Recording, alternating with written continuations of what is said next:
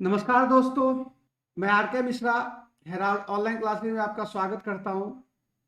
और आज जो आपके चैप्टर कंटिन्यू चल रहा था मतलब कि अयस्क या धातु अधातु, उसके अंदर का मैंने एक क्लास पहले ले चुका हूं जिस पर कि बहुत ही इंपॉर्टेंट कंटेंट्स दे रखा है, जिसका कि अयस्क का क्या नाम होना चाहिए, अयस्क कितने प्रकार के होते हैं, किस धातु के लिए कौन सा अयस्क इंपॉर्टेंट है।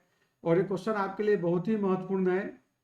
आशा करता हूं कि वो आपने देख लिए होंगे। और विश्वास मतलब कि आपको हिदायत भी देता हूं कि उस एक एक चीज को आप याद कर लें। उसी कड़ी में आज जो कंटेंट्स है वह है प्रमुख मिश्र धातु एवं उनके उपयोग। जब दो या दो से अधिक धातु को मिलाया जाता है तो एक नई धातु बन मतलब कि धातु कहिए उसको उसको मिश्र धातु कहते हैं। मिक्स धातु आज के डेट पर इंडस्ट्रियल लाइफ में भी और प्रैक्टिकल में भी बहुत इंपॉर्टेंट है, क्योंकि दो अलग अलग धातु को मिला के जो एक नई धातु बनाते हैं, मिश्र धातु जिसको बोलते हैं, तो उसमें क्या होता है, एक अलग गुण आ जाता है। और वह गुण जो आता है वह हमारे लिए बहुत ही महत्वपूर्ण होता है। जैसे कांसा ब्रॉन्ज जिसको बोलते हैं, उसमें जो होता है कि तांबा 80 से 95% रहते हैं और टीन 20 से 5% रहते हैं, क्योंकि 100% को टारगेट करने के लिए जैसे 80% तांबा होगा तो 20% टीन हो जाएगा। तब जाके जो मिश्र धातु बनती है उससे मूर्तियां बनाने में, सिक्के बनाने में, आभूषण आदि बनाने में काम आता है। तो अभी जो टेक्नोलॉजी चल रहा है उसमें मिश्र धातु का ही जमाना है, क्योंकि मिश्र धातु से क्वालिटी अलग आ जाता है। और क्वेश्चन टारगेट बेस्ड क्वेश्चन है, क्योंकि इससे क्वेश्चन आते ही हैं, तो आप इसको नेग्लेक्ट मत करें। और जो मैं आपको कलेक्शन दे रहा हूं उसको ध्यान रखें। एक बहुत इंपॉर्टेंट चीज है कि इस कांसा ड्यूरेलेट गन धातु जर्मन सिलर को हम यौगिक नहीं बोल सकते हैं। जैसे NaCl क्या है, वो भी Na और Cl का मिलके है। H2O क्या है कि दो भाग ऑफ हाइड्रोजन और एक भाग ऑक्सीजन मिला के बनाया जाता है, लेकिन उसको हम यौगिक बोलते हैं, कंपाउंड। और इसको मिश्र धातु कहते हैं। कारण क्या है कि यौगिक की परिभाषा है दो या दो से अधिक तत्वों को अगर निश्चित अनुपात में मिलाया जाए उसको यौगिक बोलते हैं। लेकिन अगर अनुपात निश्चित नहीं हो तब उसको हम मिश्र धातु बोलते हैं। जैसे यहाँ देखिए कि 80% है, 20%, 85 ले सकते हो तो जाके 15 हो जाएगा, 95 ले लोगे तो मतलब कि 100% फिक्स नहीं है। हाँ, एक रेशियो है। और दूसरा बात है कि जो मिलावटखोर होते हैं, जो कि जैसे कि आप देखोगे कि टीन सस्ता है और तांबा महंगा है, तो हो सकता है कि सस्ता बेचने के लिए टीन की क्वांटिटी को बढ़ा दे, तांबा की क्वांटिटी को हल्का कर दे। क्वालिटी मेंटेन करने के लिए हो सकता है कि तांबा की क्वालिटी को बढ़ा दे और टीन की क्वालिटी को कम कर दे। इस ढंग से बनाई जाती है। कांसा में देखिए 80 से 95% तांबा, मतलब आप कंपोजिशन नहीं भी याद करोगे तो आपको केवल एक चीज याद करना है जो कि बहुत इंपॉर्टेंट है। दो चीज कहो, एक तो संगठन, जैसे Cu+SN, यह है ना, कॉपर प्लस तांबा। और इसका उपयोग याद कर लीजिए, उपयोग जैसे मूर्तियां बनाने, सिक्के बनाने इत्यादि में।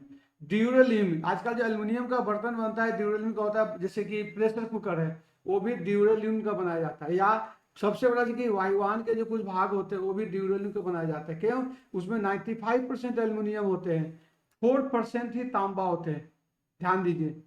और 0.5% मैग्नीज और मैग्नीशियम ही होता है इसमें वायुयानों के पार्ट के लिए। तो आपसे क्वेश्चन क्या पूछा जाएगा कि वायुयानों को कुछ भाग को बनाने के लिए कौन से मिश्र धातु का प्रयोग किया जाता है, तो क्या बोलोगे? ड्यूरेलियम। आभूषण बनाने के लिए कौन सा मिश्र धातु बनाया जाता है? कांसा। और कांसा का कंपोजिशन क्या है? तांबा और टीन।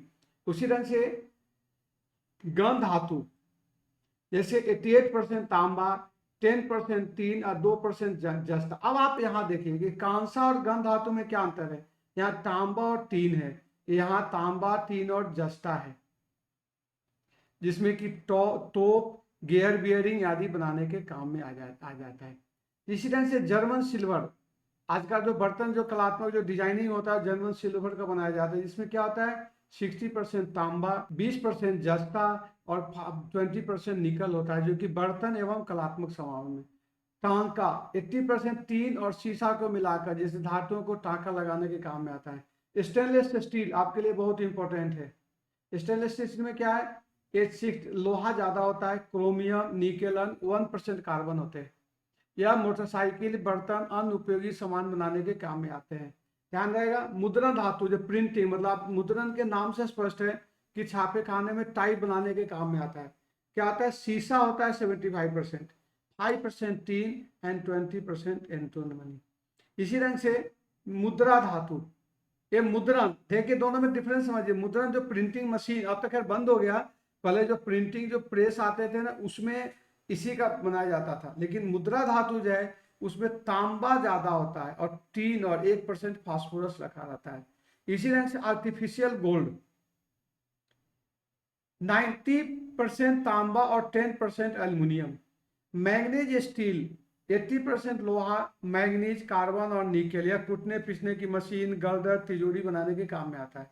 निकेल स्टील 95% लोहा, कार्बन और निकेल, यह विद्युत तार, कवच, शॉर्ट प्रोपेलर बनाने में। नाइक्रोम, निकेल 60%, 20% लोहा एंड 20% क्रोमियम होता है, जो कि मीट। अब देखिए क्वेश्चन बहुत बार आते हैं, विद्युत हीटर बनाने के लिए इसी का प्रयोग किया जाता है। क्या है? नाइक्रोम तार का।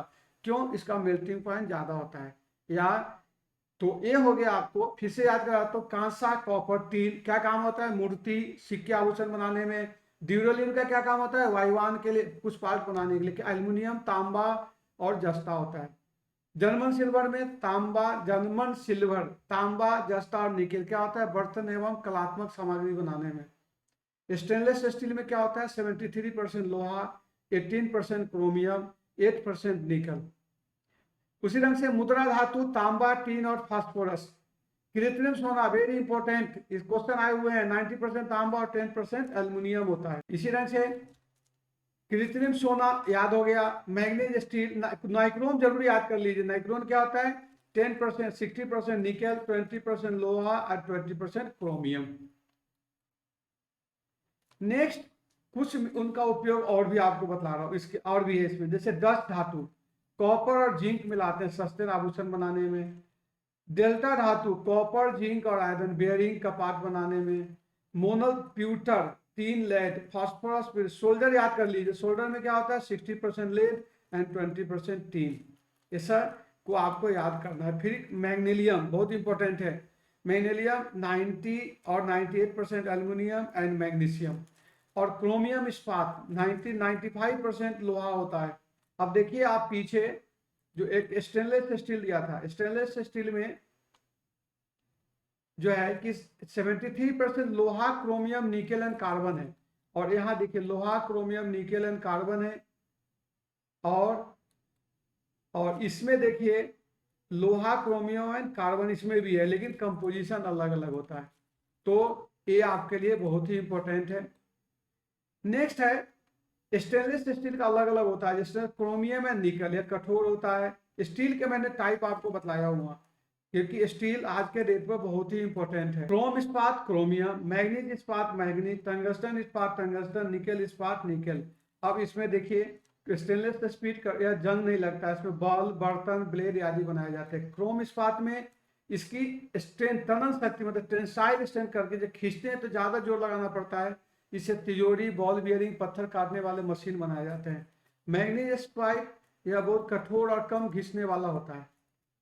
रेल लाइन और काटने के मशीन इसी से बनाई जाती है, मैग्नीज स्पाइक से। क्योंकि बाकी तो सब कुछ वही रहता है, लोहा, क्रोमियम, लेकिन मैग्नीज जिसमें 15% एक्स्ट्रा रहता है। टंगस्टन में टंगस्टन ज्यादा बहुत कठोर होता है ना। या स्प्रिंग और चुंबक काटने वाले औजार में थे। और निकेल क्या है? कठोर और लचीला होता है। तो दोस्तों आज जो आपके टारगेट है इसके अंदर मैंने मिश्र धातु के बारे में चर्चा की है। ये आपके लिए बहुत ही इंपॉर्टेंट है। आप एक एक चीज को याद करो। जैसे मैंने आपसे वादा किया है कि कम से कम अभी 10 क्लासेज ऐसी होगी कि टारगेट फैक्ट होंगे। उसके बाद में आपको उस पर कुछ ऑनलाइन अप्रोचर दूंगा, ऑनलाइन अप्रोच क्वेश्चन दूंगा, या कुछ ऑब्जेक्टिव का प्रैक्टिस करूंगा।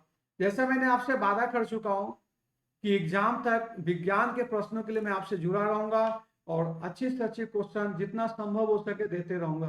बस यदि अगर आपको अच्छा लगता है तो थोड़ा अपने दोस्तों को भी भेज दे, जितना का फायदा होगा आपको भी अच्छा रहेगा।